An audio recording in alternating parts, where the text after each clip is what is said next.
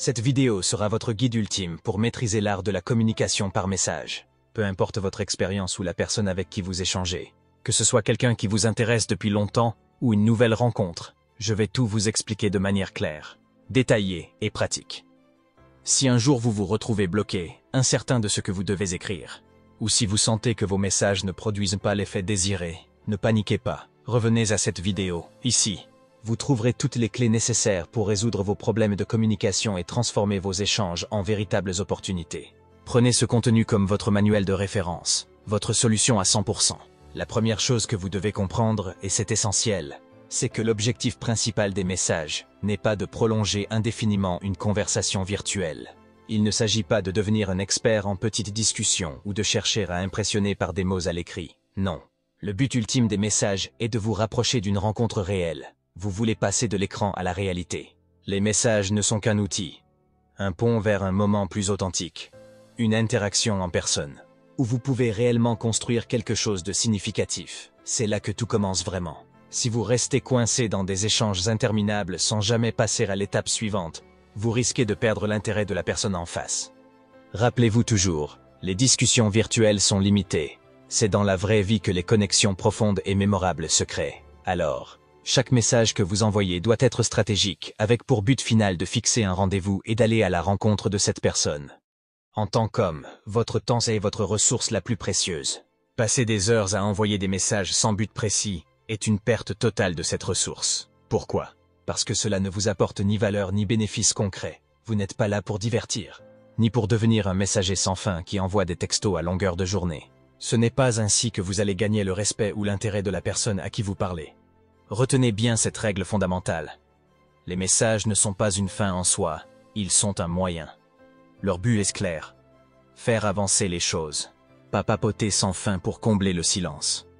Chaque message que vous envoyez doit avoir une intention, qu'il s'agisse de maintenir un intérêt léger, d'obtenir une réponse précise ou mieux encore, de planifier une rencontre. Si vos échanges tournent en rond et n'aboutissent à rien, vous êtes en train de perdre du terrain. Et, croyez-moi, votre interlocutrice finira par se désintéresser. Une femme apprécie un homme qui sait ce qu'il veut et qui agit en conséquence. Si vous vous engagez dans des discussions sans fin sur des sujets banals ou sans importance, vous risquez de passer pour quelqu'un qui n'a pas de direction ou d'objectif clair. Et cela peut rapidement tuer toute attraction potentielle. Alors, gardez toujours cela en tête. Vos messages doivent être concis, stratégiques et orientés vers l'action. Posez-vous cette question avant d'envoyer quoi que ce soit. Est-ce que ce message va me rapprocher d'un rendez-vous? Ou est-ce juste pour passer le temps? Si la réponse est la seconde, abstenez-vous. Vous devez montrer que vous avez mieux à faire que de perdre votre temps dans des échanges stériles. Une femme respectera toujours un homme qui valorise son temps et sait l'utiliser à bon escient. Un point crucial que beaucoup d'hommes oublient. Les émotions fortes et durables ne naissent pas dans un écran. Vous ne pouvez pas espérer susciter des sentiments profonds simplement en envoyant des messages. Peu importe à quel point ils sont bien formulés ou réfléchis. Les messages ont leurs limites. Et leur rôle principal est de servir de tremplin pour créer des opportunités de rencontre dans la vie réelle. C'est là, face à face, que les émotions authentiques prennent forme, à travers la connexion visuelle, le langage corporel et la véritable interaction. Beaucoup d'hommes tombent dans le piège de vouloir tout faire par message, séduire, captiver, et même maintenir une relation. Ils se lancent dans des discussions interminables, partagent des banalités ou essaient d'approfondir des conversations qui n'aboutissent nulle part. Mais la réalité est simple. Les émotions profondes ne se développent pas dans un fil de messages. Les échanges textuels sont un outil, pas une finalité. Même si la communication numérique semble fonctionner selon des règles qui lui sont propres, elle reste, au fond, une simple extension de vos interactions dans le monde réel. Les messages ne sont rien d'autre qu'un écho de votre personnalité et de votre façon de vous comporter en face à face. Et c'est là que beaucoup d'hommes se trompent. Ils pensent qu'ils peuvent masquer leurs faiblesses dans la vie réelle en se réfugiant derrière un écran. Mais la vérité est implacable. Si vous manquez de confiance en vous dans vos interactions directes, cela se reflètera dans vos messages, même si vous essayez de le cacher. Pour réussir dans l'art de la communication par message, il est essentiel de maîtriser les bases de la communication en face à face. Pourquoi? Parce que les messages ne sont qu'un outil complémentaire. Ils ne remplaceront jamais l'impression que vous laissez lorsque vous êtes présent, en personne, avec votre énergie, votre regard et votre langage corporel.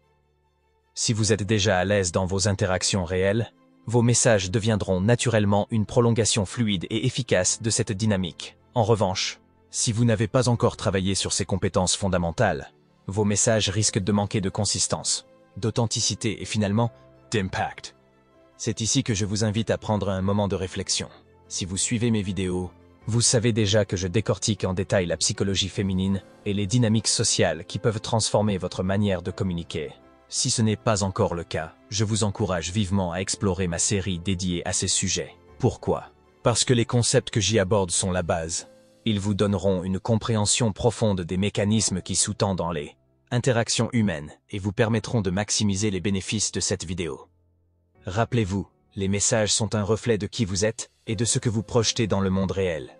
Si vous souhaitez que vos échanges textuels captivent, intriguent et mènent à quelque chose de concret, commencez par vous perfectionner dans vos interactions directes. Les deux vont de pair. Et c'est en maîtrisant l'ensemble que vous obtiendrez des résultats impressionnants, aussi bien dans vos conversations virtuelles que dans vos rencontres en personne. Lorsque vous échangez des messages avec une femme, il est essentiel de comprendre que chaque interaction suit un processus en 4 étapes bien distinctes. Identifier ces étapes vous permettra d'adopter la bonne stratégie au bon moment, et surtout, d'éviter les erreurs qui pourraient saboter vos chances. Voici les étapes principales à reconnaître, ainsi que la meilleure manière d'y réagir. 1. L'étape du silence. C'est souvent la plus frustrante. Vous lui avez envoyé un message et elle ne répond pas, ou elle prend un temps interminable pour le faire. À ce stade, la pire chose que vous puissiez faire est de devenir insistant ou de montrer un besoin désespéré de réponse. Comment réagir? Prenez cela avec légèreté, restez calme et détendu. N'envoyez pas de message de relance immédiatement, et surtout, évitez les phrases du type « Pourquoi tu ne réponds pas ?» Cela ne fera qu'aggraver la situation. Soyez patient. Montrez que vous avez d'autres priorités et laissez-la venir vers vous. 2. L'étape des tests. Ici, elle commence à tester votre patience, votre confiance ou votre capacité à gérer des situations inconfortables.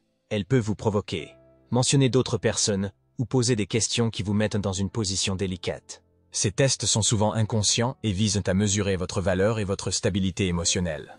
Comment réagir? Passez ces tests avec brio en restant calme, confiant et en évitant de surréagir.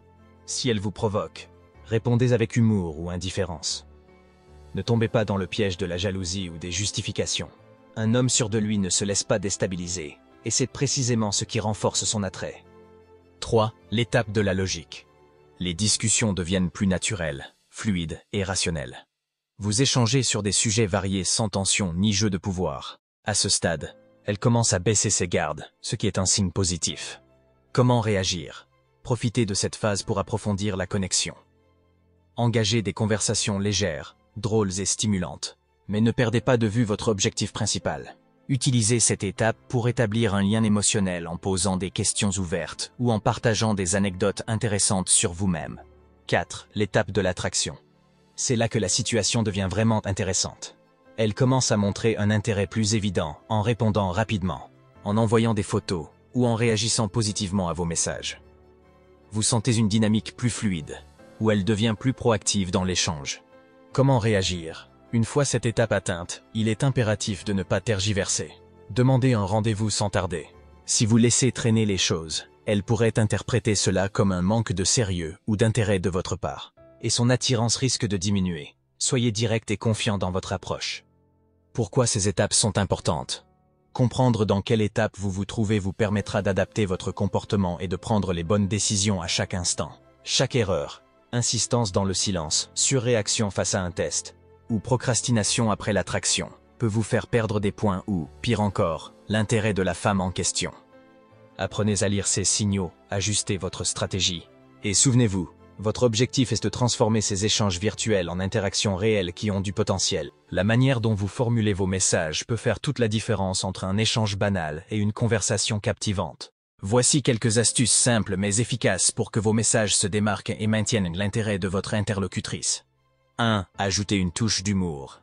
L'humour est une arme puissante pour établir une connexion émotionnelle. Il détend l'atmosphère, rend vos échanges mémorables et montre que vous êtes quelqu'un de léger et confiant. Une façon simple d'y parvenir est d'utiliser des surnoms amusants ou décalés. Exemple, si elle vous dit qu'elle aime les chats, appelez-la Reine des félins ou Madame Ronron. Ces petites touches personnalisées ajoutent de la chaleur et montrent que vous prêtez attention aux détails. 2. Évitez les messages ennuyeux. Des questions trop directes ou génériques comme « tu veux sortir » ou « on se voit quand » manquent de créativité et risquent de faire tomber l'intérêt.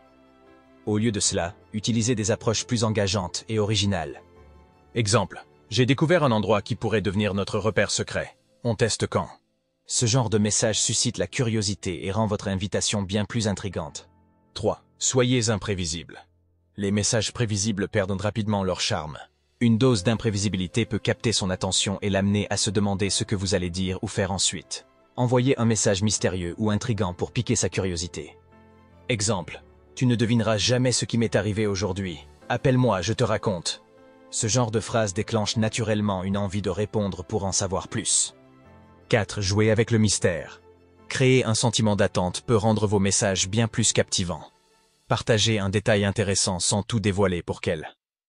L'un des aspects les plus sous-estimés de la communication par message est le timing. Le moment où vous envoyez vos messages peut en dire long sur vous, votre niveau de confiance, votre indépendance et même votre intérêt. Un timing mal géré peut envoyer des signaux contradictoires, tandis qu'un bon timing peut renforcer l'attraction. Voici comment utiliser le moment opportun à votre avantage. 1. Ne soyez pas trop disponible. Répondre immédiatement à chaque message peut donner l'impression que vous attendez son texto avec impatience et que vous n'avez rien d'autre à faire. Cette attitude peut rapidement diminuer votre valeur perçue. Être trop disponible peut sembler contre-intuitif, mais cela joue souvent contre vous. Ce qu'il faut faire, prenez votre temps, montrez que vous avez une vie bien remplie et des priorités autres que votre téléphone. Cela vous rend plus intrigant et attirant. 2. Soyez stratégique. L'envoi d'un message réfléchi est toujours préférable à une réponse précipitée. Répondre instantanément ou laisser trop de temps entre vos réponses peut envoyer des signaux négatifs. Trouvez le juste équilibre en fonction du contexte. Astuce. Avant de répondre, posez-vous la question. Est-ce que ce message ajoute de la valeur ou est-ce juste une réaction impulsive? Prenez quelques minutes pour composer une réponse qui maintient l'intérêt et fait avancer la conversation. 3. Variez vos délais de réponse. La prévisibilité est l'ennemi de l'attraction. Si vous répondez toujours immédiatement ou laissez systématiquement plusieurs heures passer, cela devient facile à anticiper et enlève une part de mystère. Alternez entre des réponses rapides et des délais plus longs pour maintenir une dynamique intéressante. Exemple. Si elle vous envoie un message dans l'après-midi, attendez 20 à 30 minutes pour répondre. Cela montre que vous êtes occupé mais que vous prenez le temps pour elle. Lors d'autres occasions, répondez plus vite pour montrer de l'engagement. 4. Ajustez votre timing selon le contexte. Toutes les situations ne nécessitent pas le même délai de réponse. Si la conversation est fluide et engageante, il est préférable de maintenir le rythme. Mais si elle envoie un message plus banal, ou si vous sentez une baisse d'énergie dans l'échange, prenez un peu plus de temps avant de répondre. Exemple, si elle envoie un message simple comme « Quoi de neuf ?», laissez passer quelques minutes, puis répondez avec quelque chose de plus substantiel ou intriguant, comme « J'ai une histoire intéressante à te raconter, mais je ne suis pas sûr que tu sois prête ». Pourquoi le timing est crucial? Votre capacité à gérer le moment où vous envoyez vos messages reflète votre confiance et votre indépendance. Cela montre que vous êtes une personne occupée avec une vie intéressante, plutôt qu'une personne désespérée qui attend désespérément une réponse. En maîtrisant le timing, vous augmentez non seulement votre valeur perçue, mais vous gardez également l'autre personne intriguée et engagée. Souvenez-vous, l'objectif n'est pas de jouer à des jeux ou de manipuler, mais de créer une dynamique saine où l'intérêt mutuel est maintenu et où l'attraction continue de croître. Si vous souhaitez maintenir une conversation fluide, intéressante et pleine de complicité, les questions ouvertes sont votre meilleur atout. Elles vous permettent de creuser au-delà des réponses superficielles et d'encourager des échanges authentiques. Une bonne question ouverte ne se contente pas d'obtenir une réponse. Elle invite l'autre personne à partager ses pensées, ses émotions et ses expériences. 1. Pourquoi éviter les questions fermées? Les questions fermées, comme « ça va » ou « tu fais quoi ?», mènent souvent à des réponses courtes et peu engageantes, du type « oui, et toi ?» ou « rien de spécial ». Elles donnent l'impression que vous ne faites pas d'efforts pour nourrir la discussion. Pire, elles peuvent tuer la dynamique en laissant l'autre personne sans grand-chose à ajouter. Exemple de question fermée. Tu aimes les voyages? Réponse probable, oui. Une réponse simple, sans profondeur, qui ne donne pas matière à continuer la conversation. 2. L'effet des questions trop générales. Les questions vagues comme « quoi de neuf ?» ou « comment ça va ?» donnent l'impression que vous êtes distrait ou peu impliqué. Ces interrogations manquent de créativité et d'intention, et peuvent rapidement ennuyer l'autre personne. À éviter, posez des questions qui n'exigent aucune réflexion ou n'éveillent aucune émotion. 3. Les questions ouvertes. Stimuler son imagination et ses émotions. Les questions ouvertes sont idéales pour susciter des réponses plus élaborées. Elles montrent que vous êtes curieux, attentif et intéressé par ce qu'elle a à dire. Une bonne question ouverte déclenche souvent une anecdote, un souvenir ou une émotion qui peut enrichir la conversation. Exemples efficaces. Quel a été le moment le plus drôle ou le plus inattendu de ta journée? Si tu pouvais vivre dans un endroit pendant 1 an, sans aucune contrainte, où irais-tu et pourquoi? Quelle est la chose la plus imprévisible que tu as faite récemment? Ces questions éveillent de la curiosité et laissent la porte ouverte à des réponses détaillées. Elles permettent également d'en apprendre davantage sur elles de manière naturelle. 4. Créer une connexion émotionnelle. Les questions ouvertes ne servent pas seulement à maintenir la conversation, elles aident à créer une connexion émotionnelle. En l'amenant à parler de sujets personnels ou inspirants, vous l'aidez à s'ouvrir à vous. Une conversation qui touche ses émotions ou stimule son imagination est bien plus mémorable qu'un simple échange de banalités. Astuce. Lorsque vous posez des questions ouvertes, écoutez activement ces réponses et posez des questions de suivi pour montrer votre intérêt. Cela donne à la conversation une direction naturelle et captivante. 5. Le pouvoir d'une touche personnelle. Pour aller encore plus loin, adaptez vos questions à ce que vous savez d'elle. Par exemple, si elle vous a déjà mentionné une passion pour la musique ou le sport, posez des questions liées à ces sujets. Cela montre que vous prêtez attention aux détails et que vous êtes attentif à ses centres d'intérêt. Exemple personnalisé. Si tu pouvais assister à un concert de ton artiste préféré, où voudrais-tu que ce soit? Quelle est la plus grande aventure que tu rêves de vivre un jour? Les questions ouvertes captivent l'autre personne parce qu'elles la placent au centre de la conversation.